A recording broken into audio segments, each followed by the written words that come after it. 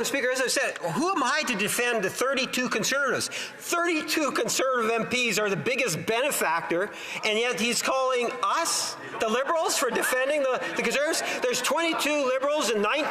Order. I think that we all want to hear the response, and if not, then I would ask members to still not disrupt the proceedings. The Honourable Parliamentary Secretary. Liberals, 32 Conservatives, 22 Liberals, 19 Bloc, a half dozen New Democrats. That's the individuals that are affected. That aside, my question to the member is, I don't understand the Conservatives as to the last time they brought in legislation. Remember, you tried to get rid of the voter ID card as a way to identify yourself? It's voter suppression, robocalls. Remember Dean Del Mastro let out in handcuffs? Madam Speaker, why is it that the Conservative Party doesn't understand the importance of democracy in Canada? Okay, the Honourable Member St. Albert Edmonton. Madam Speaker, I would invite the member to talk to the member for Steveston, Richmond East, and then compare that to the testimony of our former colleague Kenny Chiu, who provided evidence of the Liberal Party amplifying disinformation for the partisan gain of the Liberal Party.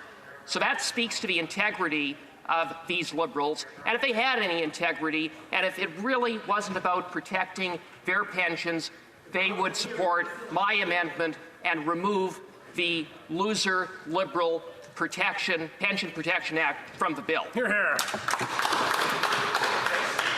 We're having to go to statements by members. The honourable member will have 3 minutes and 30 seconds left the next time that this matters before the House.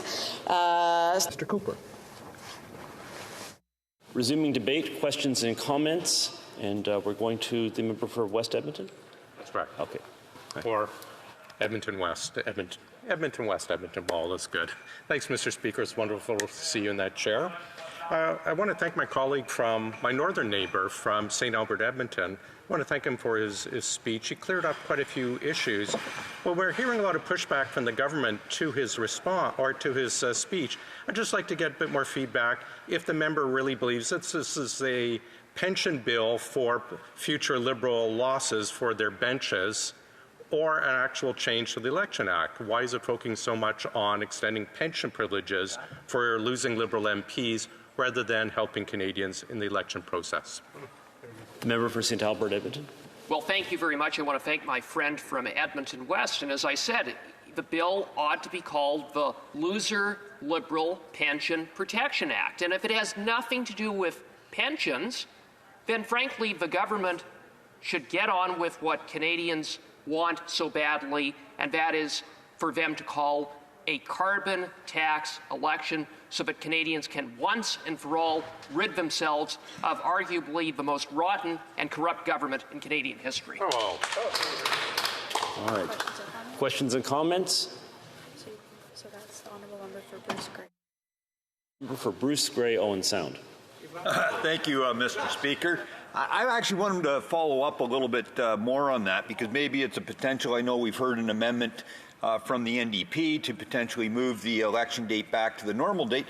Maybe another amendment would be just to move it a full month or month and a half further into the future, or maybe even to next week. What does my colleague think about that? Now, member for St. Albert. Well, Mr. Speaker, I think what Canadians would like is if the Prime Minister this afternoon went down to Rideau Hall and called a carbon tax election. That's what Canadians would like, but it won't happen because he knows, and the member for Winnipeg North knows, they'd be decimated.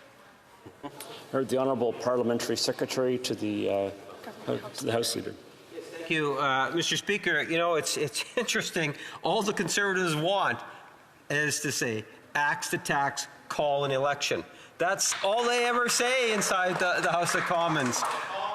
They don't necessarily realize that there is still another year plus in terms of the mandate that was provided. And here we're talking about changes to the election that will enable more Canadians to potentially participate, such as increasing the number of advance voting days. Does the member support the recommendation to increase the number of advance voting days?